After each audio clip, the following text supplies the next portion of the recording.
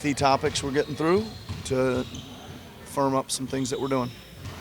Nick, for so much of the year, goal number one has probably just been getting everybody healthy. And now that you're closer to that goal, I guess what becomes top of the list for you?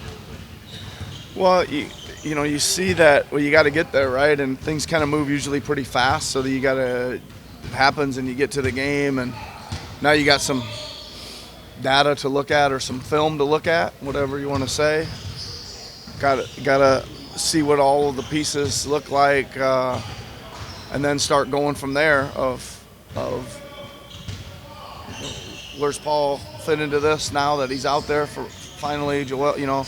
All the things going on, and I mean it's encouraging because I think that you need to see what you have first of all, right? And it's also encouraging that you can do it and get a W and then still have the film to go off of.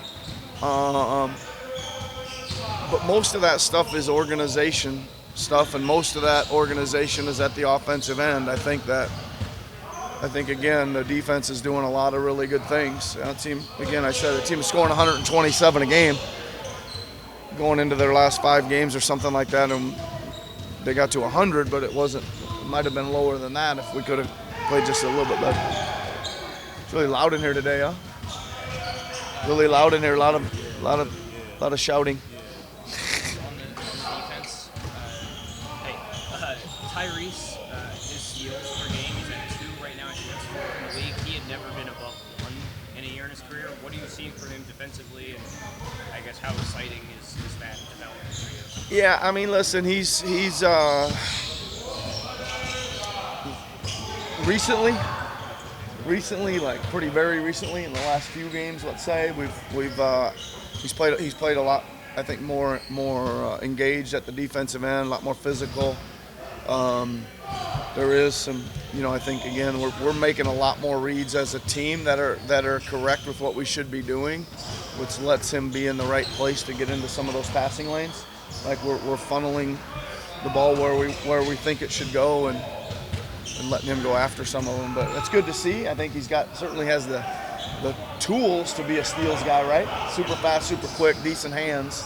He should be in that conversation, I think. Nick, Caleb's shooting numbers haven't been up to his career norms. I guess how do you kind of maybe get him going and Yeah. a little bit more? Listen, he's I mentioned this a few weeks ago, but he's out there playing. He's not anywhere near 100%. He got all kinds of things going on. Trying to take care of some of those mostly. I mean, listen, I'm encouraged. I think that he can certainly play a lot better. Figure out. I mean, he's kind of in this trying to figure out where he is, how he fits, all that kind of stuff. But I'm not worried about it at all. Plays his guts out. He's great in the locker room. He's puts in all the time on the film. All those kind of things that are like. I think it's just gonna be a bonus for when he can settle in, feel a little better physically, and we can figure out how to use him and make him feel a little bit more comfortable. Nick, Joel played 33 minutes Sunday, looked pretty good, looks pretty good over there. How's he kind of responded to getting back? Yeah, I mean, I think everything's pretty good, right? He logged the minutes. We've got to see how he responds to it. Obviously, we did have 2 days off, but he did go through full practice today, start to finish. And he looked good today as well. So I think that's encouraging. Just kind of take it as day at a time. Yep. Tyrese and Joel, they were able to generate pretty easy looks. It felt like all day Sunday and all that with their chemistry. With Paul and Joel, obviously, I'm sure you'd like to have that as well. Do you want to, for lack of a better term, force feed that, or is this just want to kind of happen organically? No, I mean, right now it's got to happen organically, but there was a few things when they were in the 2-man combinations that I just think they need to do better, right? And then you can see them, and then you can say, hey, PG, do this, Joel, do that. When you two guys are working together, and I think there's some quick growth we can make there, just because again we have some. They played together finally, right? They played together. Now we can start tweaking it a little bit. Yeah. Tyrese had his first triple-double on Sunday, but he also had a career high 14 assists as a part of that. When you look at this big three playing together, it's obviously the most they play together as well. Is that kind of the vision you have for Tyrese, that optionality to be a bit more facilitator on that end? Yeah, I think that he's gonna get the ball to Joel quite a bit, right? They're gonna run a lot of two-man games, and if Joel's making shots, he's gonna get a nice number. There is some opportunity to play the third part of an action, which that would involve PG. And we've looked at we put in a bunch of little packages today, just involving those three guys that again should increase that. I love the rebounding though.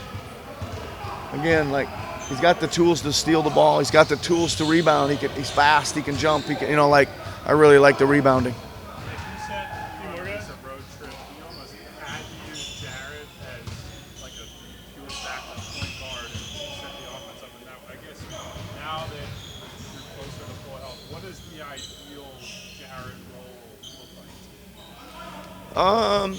I mean, I'm still not quite sure, but I think right now it looks like he's a kind of a energy scorer off the bench at the 2. Certainly we'll play him some at the 1.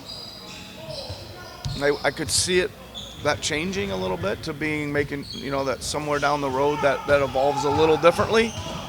But really liked him. I started him in the second half, right? I think coming in and out of the starting lineup sometimes, I think he really fits good with the other 3.